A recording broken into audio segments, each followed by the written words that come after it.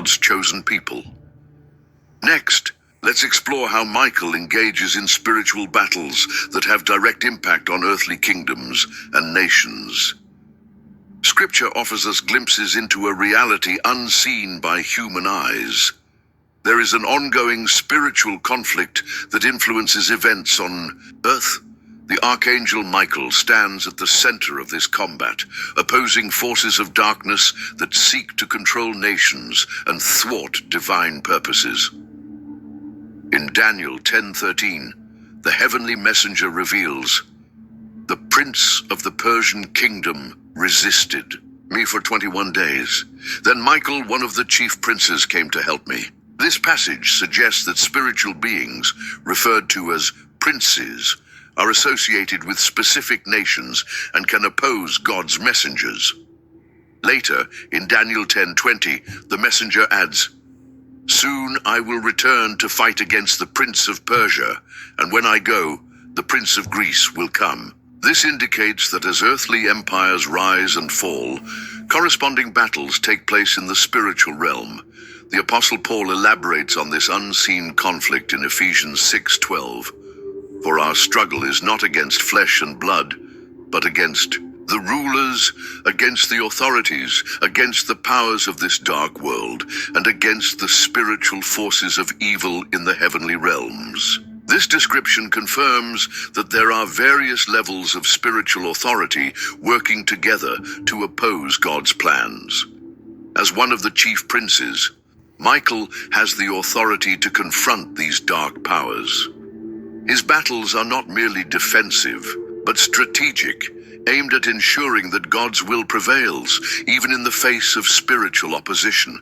When leaders and nations make decisions that affect God's people, we can be certain that Michael is actively working behind the scenes, fighting against the evil influences trying to manipulate earthly events. Now let's discover how Michael played a role in protecting the very Son of God during his earthly mission. When the Word became flesh and lived among us, the enemy tried in every way to destroy the promised Messiah. From the moment of Jesus' birth, we can see signs of the heavenly protection that surrounded him. In Revelation 12, we find a symbolic vision that many interpret as referring to Christ's birth and the divine protection surrounding him. In Revelation 12:4-5, John writes, "His tail swept a third of the stars out of the sky and flung them to the earth. The dragon stood in front of the woman who was about to give birth, so that it might devour her child the moment he was born. She gave birth to a son, a male child, who will rule all the nations with an iron scepter. And her child was snatched up to God and to his throne."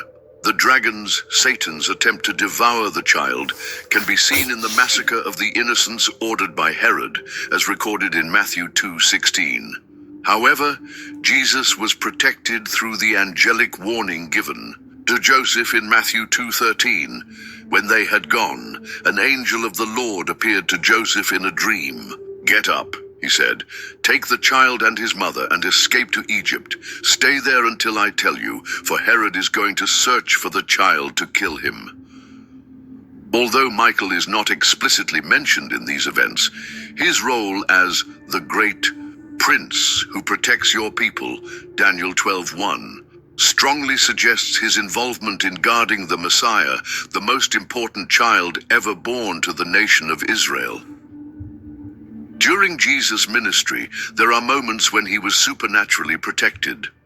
In Luke 4:29-30, when a crowd tried to throw him off a cliff, we read, "But Jesus walked right through the crowd and went on his way."